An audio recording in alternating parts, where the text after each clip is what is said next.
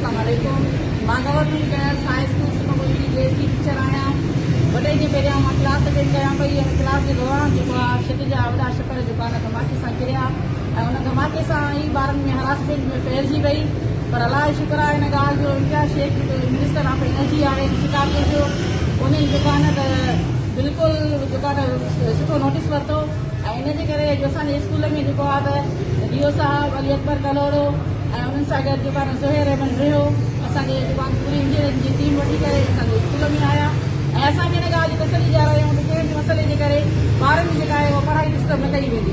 इंशाअल्लाह असां तव्हां सां ताउन कंदासीं ऐं असां इन्हनि जी जेको आहे तसली बख़्श जेको आहे न ॻाल्हियुनि जे करे असांखे ॾाढो सुकून मिली वियो आहे त असांजे ॿारनि जी पढ़ाई डिस्टर्ब न थींदी।